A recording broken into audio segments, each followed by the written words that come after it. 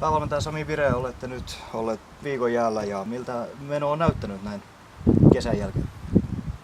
No sanotaan, että intoa ja vauhtia riittää niin kuin aina vähän niin kuin pelaajan aluksi, enemmän kuin järkeä ja tatsii kiekkoa. Se on aina kun pitkän tauon jälkeen pääsee jään, niin silloin ollaan kuin villivarsat siellä. Eiköhän se tosta vähän rauhoitu ja saadaan vähän niin kuin laatua enemmän sit siihen touhuun kanssa. Eli innostusta on riittänyt, mutta miten iso rinki teillä on ollut jäällä? No meillä on semmoinen noin 18 pelaajaa tuossa nyt ollut, että siinä on muutama juniori ja vielä on semmoinen 3-4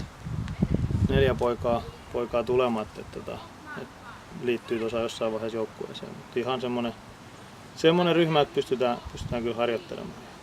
Tryout-pelaajia teillä on tulossa Amerikasta yksi nuorukainen. Mitä osaat kertoa hänestä? Oikeastaan en muuta kuin sen, että hän on syntynyt 92 ja pituus ja paino. Ja siinä on sitten, että sen takia otettiin tryoutille eikä suoraan joukkueeseen.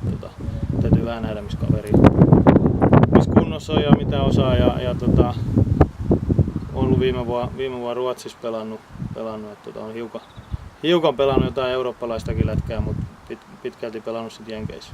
Milloin teette sitten päätökset tämän tryout-pelaajan suhteen? Tryoutista on sovittu semmoinen, että se on 3 viikkoa. Että näkee oikeasti, että pääsee pelaamaan jonkun harjoituspelin ja näin päin pois. Niin sitten katsotaan jatkoa. No niistä harjoituspeleistä, niin mitä pelejä teillä on tulossa tässä ennen kauden alkua? Nyt on sovittu on, mennään Forssaan turnaukseen, siellä on 3 peliä. 3.9. 10.9. eli viikko siitä, niin Popsi tulee tänne lauantaina pelataan. Et ne on nyt sovitut ja toivottavasti tuohon 1 tai 2 peliä vielä saadaan lisää sovittua. Mutta se on aina vähän haasteellista, kun jääaika on kortilla ja jääaikoja ei ole vielä jaettu, niin pyyntö on kyllä vetämässä, että saataisiin joku peliaikakin sinne vielä. No entä VG:n juniorit? Onko mahdollista, että heitä nähdään tänä vuonna Edarin riveissä? Meillä on muutama nytkin ringissä ja katsotaan vähän mihin pojat pystyy, miten ne pysyy mukana. Ja siellä on pari ihan varmaan sellaista potentiaaliset tulee tällä kaudella pääsemään varmaan pelaamaankin. Kenestä puhut? No jätetään ne nimet vielä salaisuudeksi. Siellä on pari uutta tulokasta oikeastaan niin tänne. Tai paluumuuttajakin yksi, että sanotaan näin, että tulee takaisin taas tänne mäelle, niin katsotaan mitä ne saa aikaan ja jos intoa riittää, niin varmaan pääsee minuuteillekin peleissä. No solmi sitten Tuto-Hokken kanssa yhteistyösopimuksen tässä muutama viikko sitten, niin mitä sä odotat siltä yhteistyöltä? No pääajatuksena oli se mistä paljon on puhuttu, se pelaajapolun rakentaminen, että oltaisiin osa sitä, koska se ei oikeasti ole sillä tavalla toiminut, mitä sitä on toivottu ja suunniteltu aina, että saataisiin olla osa sitä, mitä A-junioreista, kun ei ihan ole vielä mestistasoa, niin pääsisi pelaamaan kauden 2 Suomen-sarjapelejä ja isoja minuutteja, niin sitten olisi ihan varmaan eri lähteä mestikseen. Siihen me ollaan pyrkimässä, sitä me on puhuttu Aittola ja Elomon kanssa ja toivottavasti sieltä saadaan se, sanotaan 3-4 pelaajaa suurin piirtein vakioksi tähän meidän porukkaan, että se liikehdintä olisi kuitenkin mahdollisimman vähäistä, että ne olisi tavallaan täällä sitten pitempiä aikoja. Aivan, eli ei sellaista, että pelaajat liikkuisi ihan pelejä.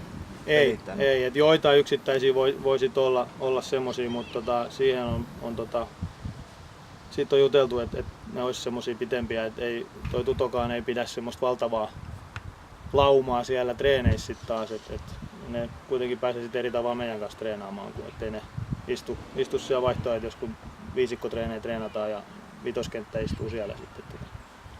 Että varmasti saa enemmän ja parempaa jäätä sitten kun pääsee meidän kanssa häräämään.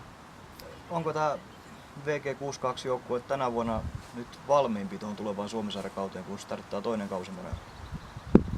Tavallaan valmiimpi. Kaikki tietää vähän vielä tarkempaa, mitä se vaatii mutta ei me vielä olla valmiit mihinkään oikeastaan. Kyllä tässä on aika pitkä tie vielä edessä tässä, kun treenataan ja näin. ja saadaan tämä porukka tosissaan kanssa kasaan ja kaikki ukot tuolta lomareissuilta ja muilta niin kuin ruotuun, niin sitten ollaan varmaan kuukauden päästä ollaan selkeästi valmiimpi. No minkälainen VG62 nähdään tänä vuonna Suomi-sarjassa? No sanotaan toivottavasti pystytään vähän parempaan puolustuspelaamiseen, pitämään se oma pää vähän paremmin hallussa ja tekemään sit omista paikoista maaleja. Me päästettiin viime kauden liikaa omiin, vaikka sit pystyttiin välillä tekemään 5-6 maalia, niin silti voitiin saada tukkaa siitä pelistä, niin se on niinku liikaa. Et se keskiarvo oli siellä jossain 5-6 niinku omiin, niin se on liikaa. Et sitä jos saataisiin alas ja semmoista hyvää aktiivista kiekollista pelaamista ja sitä kehitetään tuossa treeneissäkin. Uskalletaan pelata kanssa eikä hakata sitä kiekkoa rumpuun vaan. Okei. Kiitoksia Sami Virä. Kiitos.